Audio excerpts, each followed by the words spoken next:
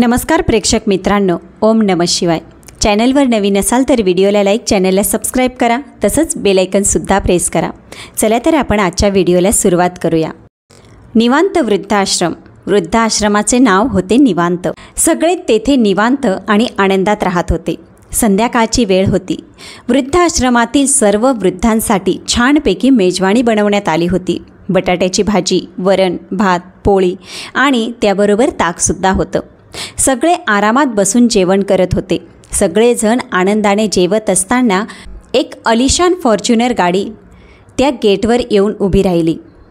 गाडी अनिता आणि केतनची होती. त्या दोघांनीही त्यांच्या बाबांना ह्या वृद्धाश्रमात आणून सोडलेलं होतं. अनिता आणि तिचा नवरा केतन त्या गाडीतून उतरले. त्यांच्या चेहऱ्यावर खूप भीती दिसत होती.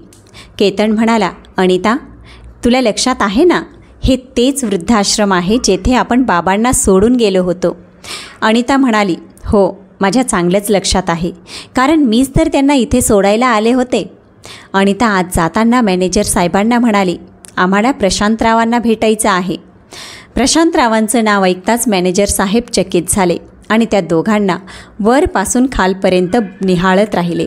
कारण गेले 10 ते 12 वर्षापासून प्रशांतरावांना कोणी भेटायला आले नव्हते की त्यांची विचारपूस करायला सुद्धा कोणी आले नव्हते. मॅनेजरने विचारलं, तुम्ही कोण आहात?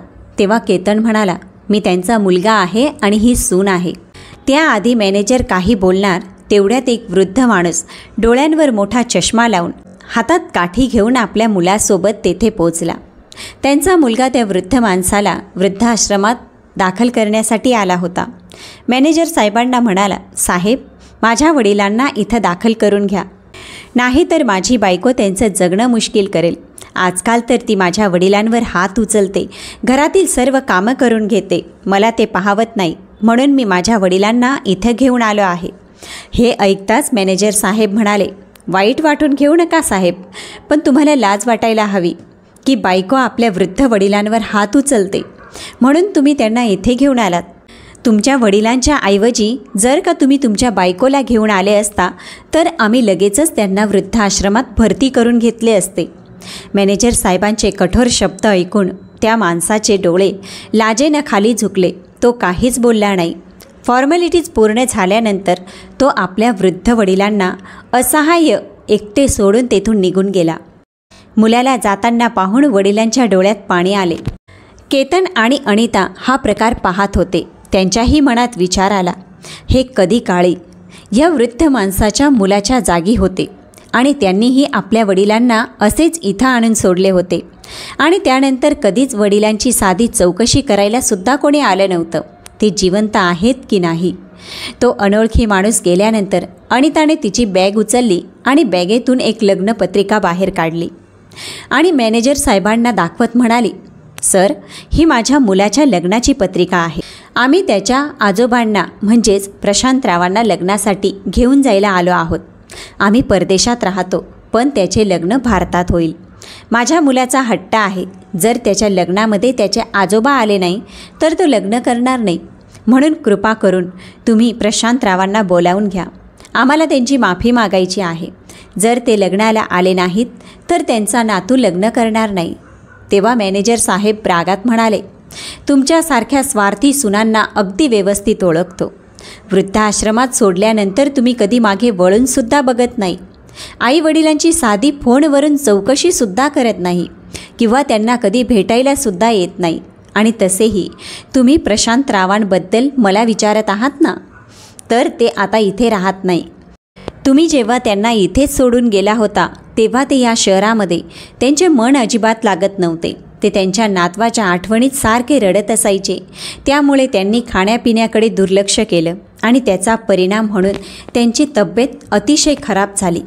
म्हणूनच त्यांना ह्या आश्रमातून दुसऱ्या आश्रमात शिफ्ट करण्यात आले होते. हे पहा, आता रात्र खूप झाली आहे, त्यामुळे कृपा करून तुम्ही इथून निघून जा. इथल्या सगळ्यांची झोपायची वेळ झाली आहे. एका नवीन वृद्धाचे ॲडमिशन झाले आहे, त्यांनासुद्धा आम्हाला एक रूम द्यायची आहे. बाजूला उभ्या असलेल्या वृद्धाला चला काका असे म्हणत मॅनेजर साहेब तेथून जाऊ लागले. अनिता मॅनेजर साहेबांना हात जोडून म्हणाली, साहेब, तुम्हीच फक्त आम्हाला मदत करू शकतात. प्लीज सांगा आमचे बाबा कोणत्या आश्रमात आहेत.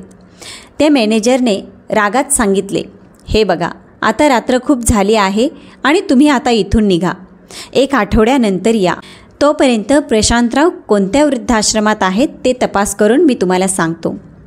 केतन म्हणाला, मॅनेजर साहेब, आमच्याकडे वेळ खूप कमी आहे, कारण लग्नाची तारीख जवळ आली आहे.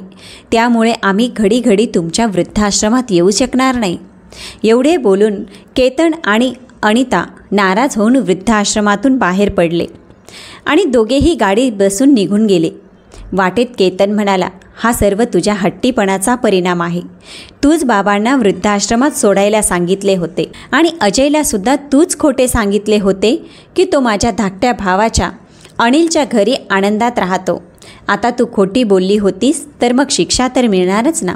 हे ऐकताच अनिता म्हणाली, तुम्हाला तर सगळेच, जरा काही वाईट झाले तर त्याचे खापर तुम्ही माझ्या माथी फोडता. खरं तर तुझीच बाबांना अमेरिकाला घेऊन जायची इच्छा नव्हती. आणि म्हणाली, मग बरोबर आहे, आपण एकटेच का त्यांना सांभाळायचे? ते फक्त तुमचे एकट्याचेच वडील आहेत का? तुमच्या धाकट्या भावाचे काही कर्तव्य नाही का? केतन रागाने म्हणाला, तुझी बडबड बंद कर ग. आणि ही वेळ अशी बडबड करण्याची नाही. अगोदर हे लग्न झाले नाही तर करोडोंची डील हातातून जाईल. आपण आधीच कर्जबाजारी झालो आहोत. लग्न नाही झाले तर आपण रस्त्यावर येऊ. अजयला नीट समजावून सांग. त्याला म्हणावं की तू आता मोठा झाला आहेस, त्यामुळे सारखा लहान बाळासारखा आजोबा आजोबा म्हणत बसू नकोस आणि गपचूप लग्नाला तयार हो. त्याने आपल्याला खूप फायदा होईल, आपले कर्जसुद्धा उतरेल. अनिता म्हणाली, अहो, आता तो मोठा झाला आहे. आपण बाबांना त्याच्या अनिल काकांच्या घरी न सोडता वृद्धाश्रमात नेऊन सोडले होते आणि कोणास ठाऊक आता ही बाबा कोणत्या आश्रमात आहेत आणि त्यांना कुठे शोधायचे. हॉटेलवर पोचल्यानंतर अनिता शांतपणे सोप्यावर बसली होती आणि भूतकाळातल्या गोष्टी आठवू लागली. अरे देवा, काय करावे या म्हाताऱ्याचे? काय झाले सुनबाई, तू एवढी रागात का बोलत आहेस? बाबा, आम्ही तुम्हाला किती वेळा सांगितलं आहे की अजयला उगाच काहीही उलटसुलट शिकवत जाऊ नका. प्रशांतराव आश्चर्यचकित होऊन म्हणाले, मी असे काय बोललो म्हणून तू एवढी रागावली आहेस सुनबाई? अनिता म्हणाली, बाबा, अजय तुमच्यासारखा खेडवळ भाषेत त्याच्या मित्रांसोबत बोलत होता. आम्ही त्याला हायफाय अशा इंग्लिश मीडियम शाळेत शिकवत आहोत, जेणेकरून तो व्यवस्थित शिकेल, तो एखाद्या मोठ्या कंपनीचा मालक बनू शकेल. पण तुम्ही तर त्याला सगळे खेडवळ शिकवत आहात. एकतर स्वतः अडाणी आहात आणि त्यालासुद्धा अडाणी बनवत आहात.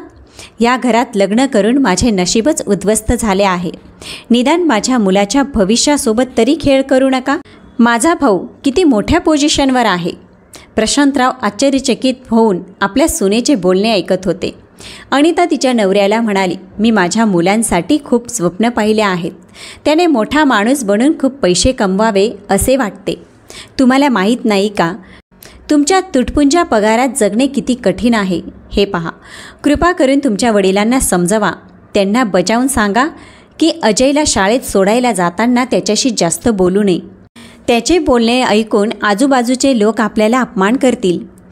प्रशांतरावांना 2 मुले होते, केतन आणि अनिल. दोन्ही मुले शहरात नोकरी करत होते आणि तिथे आपल्या पत्नींसोबत राहत होते. प्रशांतराव आपल्या पत्नीसोबत गावी राहत होते. पण काही महिन्यांपूर्वीच त्यांच्या पत्नीचे अल्पशा आजाराने निधन झाले. त्यामुळे ते खूप एकटे पडले होते. 6 महिन्यानंतर गावातील आपले सर्व काही विकून ते मोठ्या मुलाच्या घरी राहायला आले. त्यांना असे वाटले की पुढचे आयुष्य नातवासोबत खूप चांगल्या प्रकारे जाईल. छोट्या मुलाने गावातील पैशातून काही घेतले नाही. त्याला आणि त्याच्या पत्नीला बाबांचा भार स्वतःवर घ्यायचा नव्हता. पण मोठ्या सुनेला अनिताला तर जास्तीत जास्त पैसे कमवून श्रीमंत होण्याचे भूत होते. त्यामुळे त्यांनी बाबांना स्वतःकडे ठेवून घेतले आणि त्यांचे सर्व पैसे आठवणीने स्वतःच्या खात्यावर जमा केले. बाबा येथे राहतील तर मुलांना शाळेत सोडतील, घेऊन येतील, भाजीला जातील, बाहेरची सर्व कामे फुकटात होतील आणि त्यामुळे तिचे पैसेही वाचतील. हा विचार करून तिने प्रशांतरावांना घरी ठेवून घेतले होते. पण आता तिला त्यांच्या गावंढळ भाषेची कीव येऊ लागली होती, कारण त्यामुळे त्यांचे हाय प्रोफाईल स्टेटस खराब होत होते आणि सासऱ्याला ती खूप काही बोलायची आणि केतन देखील बायकोच्या बोलण्याचे समर्थन करायचा. 10 वर्षाच्या अजयला आईचे कडवट बोलणे आवडत नव्हते. जेव्हा त्याची आई आजोबांना रागवायची, त्यांचा अपमान करायची, तेव्हा त्याला आईचा खूप राग यायचा. आज प्रशांतराव काम करता करता गुणगुणत होते आणि त्यांना गुणगुणताना पाहून अजयने ऐकले आणि तो आपल्या आजोबांच्या खोलीत जाऊ लागला. तर त्याची खुन्नस अनिता बाबांवर काढत होती. एके दिवशी अजय हट्ट करू लागला की त्याला आजोबांसोबत शाळेत जायचे नाही. तेव्हा त्याची आई त्याला म्हणाली, काय झाले अजय? तुला स्कूल बस लावलेली नाही, त्यामुळे तुझे आजोबा तुला शाळेत सोडतील. तेव्हा अजय म्हणाला, नाही मम्मा, मला आजोबांसोबत जायचे नाही. हे ऐकून प्रशांतराव घाबरले आणि मनात म्हणाले, मी अजयचा किती लाड करतो, तरीही त्याला माझ्यासोबत शाळेत का जायचं नसेल? त्यामुळे आता अजय कधी त्याच्या आईसोबत तर कधी वडिलांसोबत शाळेत जाऊ लागला. पण त्याला आजोबांबरोबर शाळेला का जायचे नाही याचे कारण काहीच समजले नव्हते. रात्री अनिता प्रशांतरावांच्या खोलीत आली आणि म्हणाली, बाबा, तुम्ही घरात चोरी करत आहात? प्रशांतराव म्हणाले, पण सुनबाई, मी काय केले? अनिता म्हणाली, तुम्ही स्वतःच्या घरात चोरी केली आहे. अहो बाबा, मी तुम्हाला 3 वेळेस गरम गरम खायला देते, तरीसुद्धा तुम्ही चोरी करता. मला सांगा, तुम्ही किचनमधून 1 वाटी रबडी घेऊन आलात की नाही? प्रशांतराव म्हणाले, नाही सुनबाई, तू रबडी बनवली होतीस का? मी तर दुधामध्ये 2 चपात्या खाल्ल्या. तू माझ्यावर खोटा आरोप का लावत आहेस? अनिता म्हणाली, खोटे बोलण्याची सुद्धा पद्धत असते बाबा. तुमच्याशिवाय या घरात आणखी कोण रबडी चोरणार आहे? मला ठाऊक आहे, तुम्हाला ते फार आवडतं. हे बघा, यावेळेस सोडून देते, पण पुन्हा अशी चूक करू नका. एवढे बोलून ती आपल्या रूममध्ये आराम करण्यासाठी निघून गेली. त्यानंतर 1 तासाने अजय गपचूप आजोबांच्या खोलीत आला आणि म्हणाला, आजोबा, अहो आजोबा, उठा. प्रशांतराव म्हणाले, काय झालं अजय? मी तुमच्यासाठी जेवण घेऊन आलो आहे. मम्मी तुम्हाला व्यवस्थित जेवण देत नाही ना, म्हणून तुम्ही खूप अशक्त झाला आहात. 2-3 दिवस झाले तुम्ही आजारी आहात. हे बघा, तुमच्या अंगात तापसुद्धा आहे. आता हे जेवण करा. मी मम्मीच्या ताटातील 1 चपाती आधीच काढून ठेवली होती आणि 1 वाटी रबडीसुद्धा चोरून आणली आहे. तेव्हा प्रशांतरावांच्या लक्षात आले की अनिता त्यांना विचारत होती, ती किचनमधून चपाती आणि 1 वाटी रबडी कोणी चोरली? प्रशांतराव काही बोलणार तेवढ्यात अजयने आजोबांच्या तोंडावर बोट ठेवला आणि म्हणाला, आजोबा, आता काहीच बोलायचे नाही, नाहीतर मम्मी ऐकेल, मग मात्र आपली खैर नाही. आणि हे पहा, मी तुमच्यासाठी पैसेसुद्धा आणले आहेत. या पैशातून तुम्ही स्वतःसाठी चप्पल विकत घ्या. तुमची चप्पल खूप खराब झाली आहे आणि ती चप्पल घालून तुम्ही मला शाळेत सोडायला येत होतात. एवढ्या उन्हात पायी चालून तुमच्या दोन्ही पायांना फोड आले होते. त्यामुळे मी मम्मीला म्हणालो की मी आजोबांसोबत शाळेत जाणार नाही. प्रशांतराव आपल्या नातवाकडे एकटक पाहत होते. ते म्हणाले, अजय, तुझ्याकडे एवढे पैसे कसे आले बाळा? ते पैसे मी मम्मीच्या कपाटातून घेतले आहेत. प्रशांतराव म्हणाले, बाळा, चोरी करणे तर चुकीचे आहे ना. तू पैसे, चपाती, रबडी का चोरली? अजय म्हणाला, तुम्ही तर रोज सकाळी पूजा करतात, तेव्हा गीतेचे अध्याय वाचता. ते मी ऐकले आहेत. त्यात म्हटले आहे की एखाद्याचे भले करण्यासाठी खोटे बोलावे लागले किंवा चोरी करावी लागली तर ती करावी. ते पाप नाही. मग आजोबा, हे पाप कसे झाले? मी काही पाप वगैरे केलेले नाही. बरं, आता तुम्ही जेवण करून घ्या. आणि अजयचे बोलणे ऐकून प्रशांतरावांचे डोळे भरून आले. त्यांनी आपल्या डोळ्यातून अश्रू पुसले आणि अजयला मिठी मारली. ते म्हणाले, किती भोळी आणि निरागस असतात नाही मुले. लहान मुले खरंच बोलत असतात. लहान असतात तरीसुद्धा त्यांना सर्व काही समजतं. काही माणसे मोठे असूनही त्यांना अजिबात समजत नाही आणि समजत असले तरी ते न समजल्यासारखे करतात. बरोबर की चूक पाहूनसुद्धा दुर्लक्ष करतात. तेवढ्यात अनिता पाणी पिण्यासाठी उठली. रात्री पाणी घेऊन जायला ती विसरली होती. अजय आणि आजोबाचे बोलणे तिच्या कानावर पडले. ती प्रशांतरावांच्या खोलीकडे येऊन दरवाजाला कान लावून काही ऐकत होती. अमित सारखा म्हणत होता, आजोबा, तुम्ही काही सांगू नका. मी 1 वाटी रबडी चोरली आहे. यानंतर मी काही चोरणार नाही. प्रशांतराव म्हणाले, ठीक आहे, आता तू तुझ्या खोलीत जाऊन झोप. अजय म्हणाला, नाही, मला तुमच्याजवळ झोपायला आवडतं आजोबा. एकतर तुम्ही आजारी आहात, मग तुम्हाला काही हवे नको असल्यास तुम्ही कोणाला सांगणार? मी तुमच्याकडे लक्ष देईन. तुम्ही आरामात झोपा आणि हो, औषधं घ्यायला विसरू नका.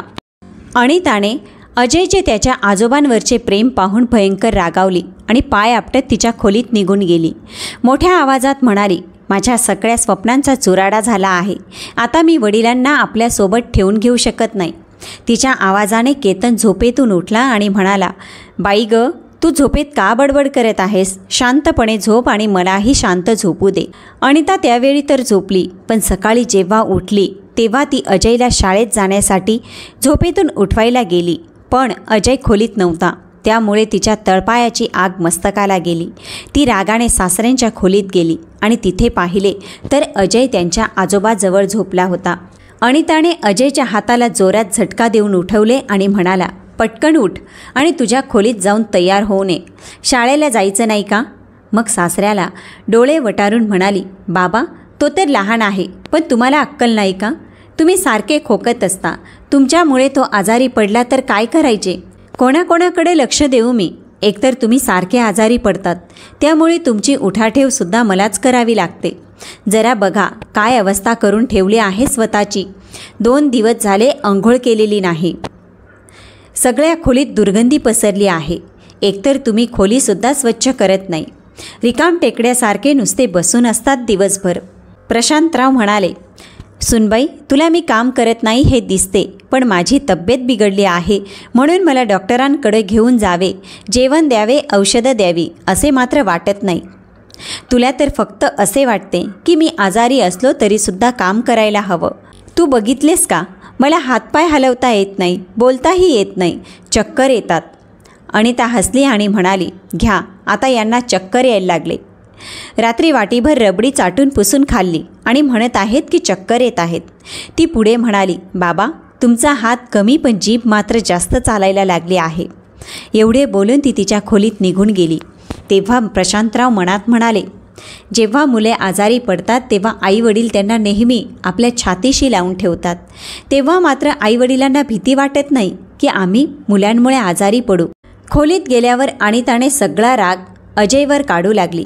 ती तिच्या नवऱ्याला म्हणाली, हे बघा, आता पाणी डोक्यावरून जात आहे. मला भीती वाटत आहे बाबा अजयला त्याच्याकडे करून घेतील. आता मी त्यांना आपल्यासोबत एक क्षणही ठेवणार नाही.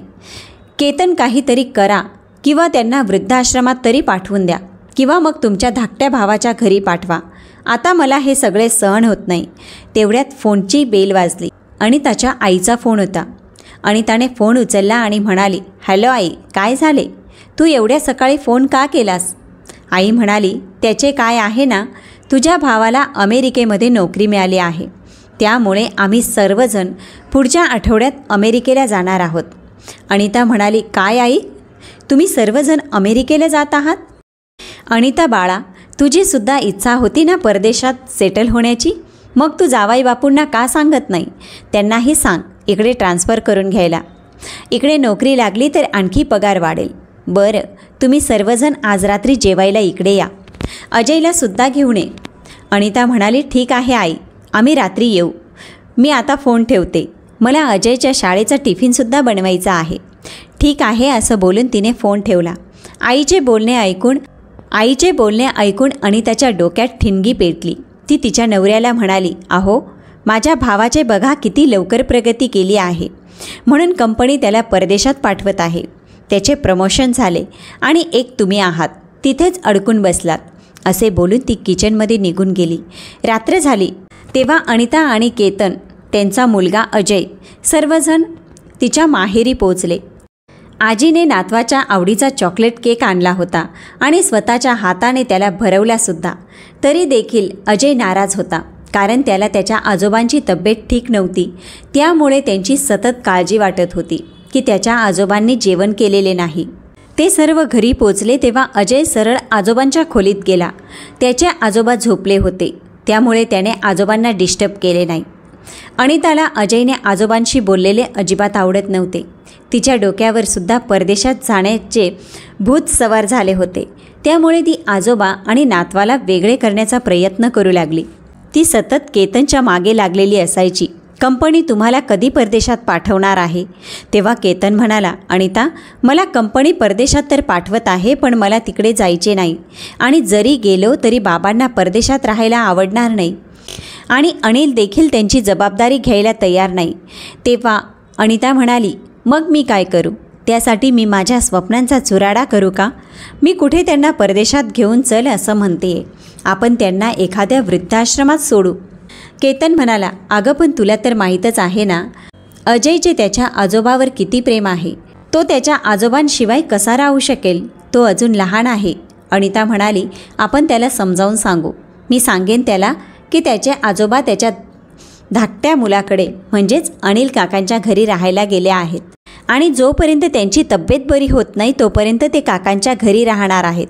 तब्येत बरी झाली की ते तुझ्याकडे येतील असं अनिता चेतनवर दबाव टाकू लागली। त्यामुळे त्याने एके दिवशी निर्णय घेतला की तो आपल्या वडिलांना वृद्धाश्रमात पाठवेल। जेव्हा याबद्दल प्रशांतरावांना समजले तेव्हा ते केतनची विनवणी करू लागले। ते म्हणाले, केतन, मला अजयपासून वेगळं करू नको। मी त्याच्याशिवाय जगू शकणार नाही। मलासुद्धा तुमच्याबरोबर अमेरिकेला घेऊन जा। केतन म्हणाला, बाबा, आम्ही तुम्हाला 6 महिन्यानंतर घ्यायला येऊ। आम्हाला तिकडे जाऊन शिफ्ट होऊ द्या, नंतर आम्ही तुम्हाला घेऊन जाऊ। तोपर्यंत तुम्ही आरामात वृद्धाश्रमात राहा।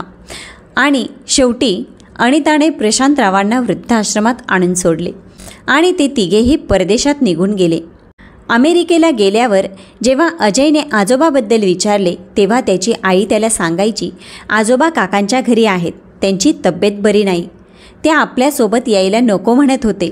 आजोबा आणि नातवाचे बोलणे होऊ नये त्यासाठी अनिता नेहमी प्रयत्न करत असायची। त्याला सारखी अभ्यासात बिझी ठेवायची। हळूहळू काळ पुढे सरकत होता। अजय आता मोठा झाला, त्याचे शिक्षणही पूर्ण झाले। शिक्षण पूर्ण झाल्यानंतर त्याला एका चांगल्या कंपनीत नोकरी मिळाली। नंतर काही वर्षांनी कंपनीने त्याला एका मोठ्या प्रकल्पासाठी 1 वर्षासाठी भारतात पाठवले। तिथेच याला ग्रामीण भागात नवीन तंत्रज्ञान आणायचे होते। प्रोजेक्टवर काम करताना त्याची ओळख प्रियांका नावाच्या एका मुलीशी झाली।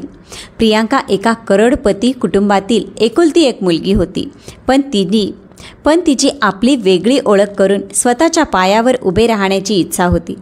त्या दोघांचे विचार एकमेकांशी जुळत होते। त्यांच्या मैत्रीचे रूपांतर प्रेमात झाले।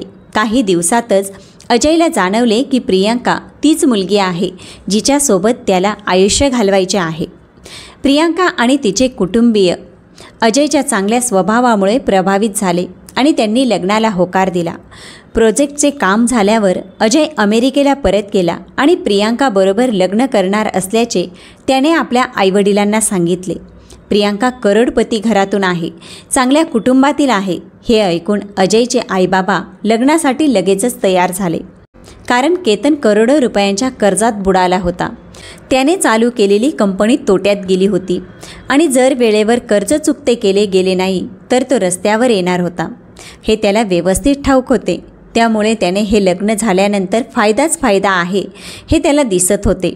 लग्नाची तयारी करण्याआधी अनिता आणि केतन भारतात जाण्याची तयारी करू लागले, कारण लग्न भारतात होणार होते। त्यामुळे अजय त्यांना म्हणाला, माझ्या लग्नाची पत्रिका सर्वात आधी आजोबांना दे।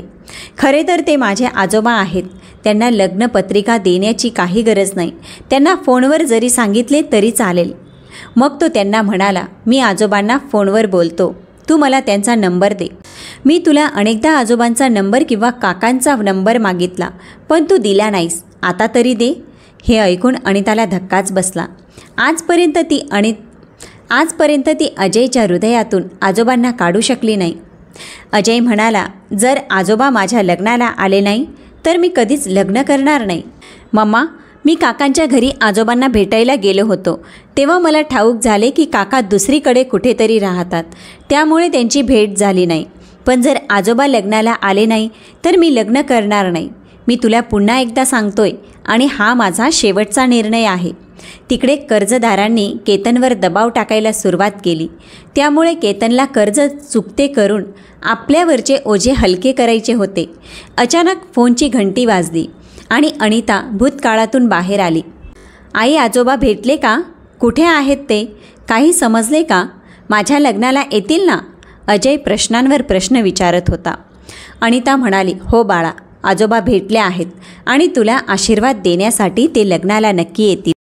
दुसऱ्या दिवशी सकाळी अनिता आश्रमात पोहोचली तेव्हा मॅनेजरने सांगितले, ज्या आश्रमामध्ये आम्ही प्रशांतरावांना शिफ्ट केले होते त्या वृद्धाश्रमाला सोडून ते दुसरीकडे कुठेतरी गेले आहेत आणि कुठे गेले ते कोणालाही ठाऊक नाही. अनिता म्हणाली, पण मॅनेजर साहेब, जर आजोबा भेटले नाही तर माझ्या मुलाचे लग्न होऊ शकणार नाही. यावर ते म्हणाले, हे पहा, आता आम्ही तुमची काही मदत करू शकणार नाही. तुम्ही जाऊ शकता. तुम्ही मतलबी माणसे आहात. जेव्हा काम नसते तेव्हा म्हाताऱ्या माणसांना वृद्धाश्रमात सोडून जातात. तेवढ्यात तिथे सेविका आली आणि म्हणाली, सर, महेश काका यांचे 2 दिवसापूर्वी ॲडमिशन झाले होते. ते जेवायला नको म्हणत आहेत. त्यांना आपल्या घराची खूप आठवण येत आहेत. मॅनेजर साहेब म्हणाले, पाहिले का, तुमच्यासाठी वृद्ध व्यक्ती सोडणे सोपे आहे, पण त्यांना सांभाळणे किती कठीण आहे. अशीच अवस्था प्रशांतरावांची होती. 6 महिने वाट पाहिल्यानंतर तुम्ही त्यांना घ्यायला देखील आला नाहीत म्हटल्यानंतर त्यांना काय वाटत असेल हा विचार तुम्ही करू शकणार नाही. तेव्हा अनिता काही विचार करून म्हणाली, सर, तुम्ही आमची मदत नक्की करू शकता. जर आपण महेश काकांना अजयचे आजोबा म्हणून घेऊन गेलो तर अजय लग्नासाठी तयार होईल. मॅनेजर साहेब म्हणाले, नाही, हे काही होऊ शकणार नाही. अनिता मॅनेजर साहेबांसमोर हात जोडून म्हणाली, सर, तुम्ही आमची मदत करू शकता. माझ्या मुलाच्या आयुष्याचा प्रश्न आहे. खूप विनवण्या केल्यानंतर मॅनेजर साहेब तयार झाले. 2 दिवसानंतर लग्नाची तयारी सुरू झाली आणि अजय अमेरिकेतून भारतात आला. लग्न झाल्यानंतर पार्टी हॉलमध्ये जेव्हा महेश काका प्रशांतरावांच्या वेशात आले तेव्हा अजयने आपल्या आजोबांना मिठी मारली आणि म्हणाला, आजोबा, तुम्ही कुठे निघून गेला होता? मी तुम्हाला खूप मिस करत होतो. मी जेव्हा भारतात आलो तेव्हा मी तुम्हाला खूप शोधले. महेश काकाच्या डोळ्यातसुद्धा अश्रू आले. अजय म्हणाला, आजोबा, काय अवस्था करून घेतली आहे. केवढी दाढी वाढली आहे तुमची. एवढी मोठी दाढी ठेवायला तर तुम्हाला अजिबात आवडत नव्हतं. आजोबा, तुम्ही तर मला ओळखायलासुद्धा येत नाही. तुमचा चेहरा खूप बदलला आहे. अनिता गडबडीने म्हणाली, अरे बाळा, तू त्यांना 15 वर्षानंतर पाहतो आहेस ना, त्यामुळे त्यांना ओळखू शकत नाही.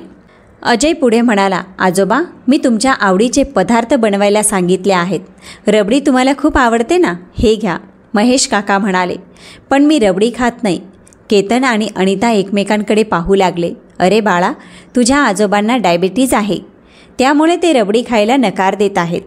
अजय म्हणाला, असे तर होऊ शकत नाही, कारण हे माझे आजोबा नाहीत. केतन म्हणाला, अरे, हे तुझेच आजोबा आहेत.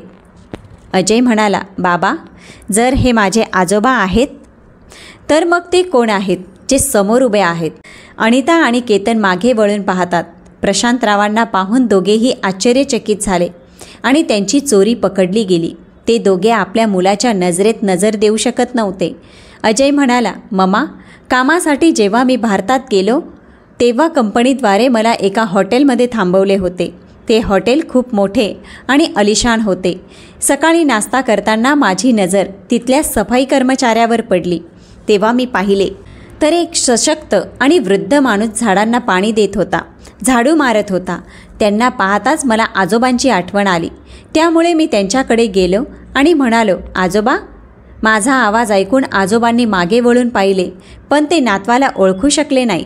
या 10 वर्षात अजय खूप मोठा झाला होता, पण अजयने आपल्या आजोबांना बरोबर ओळखले होते, कारण तो त्यांना विसरू शकला नव्हता. त्याचे आजोबांवर जीवापाड प्रेम होते. आजोबांना म्हणाला, आजोबा, मी तुमचा नातू अजय अमेरिकेहून आलो आहे. प्रशांतरावांनी अजयला मिठी मारली आणि ते बराच वेळ रडत राहिले. अजय म्हणाला, आजोबा, तुम्ही तर काकांच्या घरी होतात ना, मग तुम्ही इथे कसे? त्याला प्रशांतराव म्हणाले, दुर्दैवाने मी इथे आहे. वृद्धाश्रमाच्या लोकांनी मला इथं पाठवले, कारण तिथे निधीची कमतरता आहे. मग त्यांचा खर्च कसा भागणार? त्यामुळे मी आणि माझे अनेक सोबती ह्या मोठ्या हॉटेलमध्ये काम करतो, जेणेकरून आश्रमातील वृद्धांचे जीवन व्यवस्थित चालू शकेल. आजोबांची अवस्था पाहून अजयला धक्का बसला. तेव्हा त्याने शपथ घेतली की तो त्याच्या आईवडिलांना धडा शिकवणार. त्यामुळे त्याने आज लग्नपत्रिकाचा प्लॅन बनवला, जेणेकरून आईवडील लाचार होऊन आजोबांना शोधतील आणि आपली चूक कबूल करतील. पण आई आणि बाबा आणखी एक चुकीचे पाऊल उचलत होते. अजय रागाने म्हणाला, मम्मा, मी आजोबांना घेऊन भारतात राहणार आहे आणि तुम्ही दोघे परदेशात राहा. तुम्हा दोघांना स्वतःचे स्वप्न पूर्ण करायचे होते. आपली संस्कृती सभ्यता सोडून, आपल्या माणसांना सोडून परदेशात जाऊन स्थायिक होण्याचा कोणी कसा विचार करू शकतं? आई म्हणाली, नाही बाळा, तू आम्हाला सोडून गेलास तर आम्ही कोणाच्या आधारे जगणार? अजय म्हणाला, आई, तू आश्रमात जाऊन राहू शकतेस, पण आता मी तुमच्या सोबत राहणार नाही. अनिता प्रशांतरावांची विनवणी करू लागली. आम्हाला माफ करा बाबा, पण अजयला समजावून सांगा, तो तुमचे बोलणे कधीच टाळत नाही. आपण सर्वजण एका घरात, एका छताखाली आनंदाने राहू. प्रशांतराव म्हणाले, अजय बाळा, तुझे संस्कार तुझ्या आईवडिलांपेक्षा खूप चांगले आहेत. मी माझ्या मुलाला संस्कार देऊ शकलो नाही, पण तुझ्यामध्ये ते संस्कार नक्की आले आहेत. तू तुझ्या आईबरोबर असे वागू नकोस. तूही असाच वागलास तर तुझ्यामध्ये आणि त्यांच्यात काय फरक राहणार? तेव्हा माझी एक विनंती आहे की कोणत्याही मुलाने आपल्या वृद्ध आईवडिलांना एकटे सोडून परदेशात जाऊ नये. तू अशी चूक करू नकोस. आपल्या आजोबांचे बोलणे ऐकून अजयला आजोबांचा खूप अभिमान वाटला. तो आजोबांचे बोलणे नाकारू शकला नाही. त्याने त्याच्या आईवडिलांना माफ तर केले, पण तो त्यांच्याशी आजही बोलत नाही. आणि हीच त्यांना दिलेली सर्वात मोठी शिक्षा आहे. बोलण्याप्रमाणे अजय भारतात स्थायिक झाला. भारतात आल्याबरोबर प्रथम आश्रमावर पोलिसांकडून कार्यवाही केली की जिथे वृद्धांना कामासाठी बाहेर पाठवले जाते. आज प्रशांतराव आपला नातू आणि नात सुनेसह अगदी आनंदाने राहत आहे, तर तिकडे त्याचे आईवडील मात्र एकाकी आयुष्य जगत आहेत. प्रेक्षक मित्रांनो, आजची कथा तुम्हाला कशी वाटली कॉमेंटमध्ये नक्की सांगा. कथा आवडली असेल तर ओम नमः शिवाय लिहायला अजिबात विसरू नका. चला तर भेटूया पुढच्या व्हिडिओत.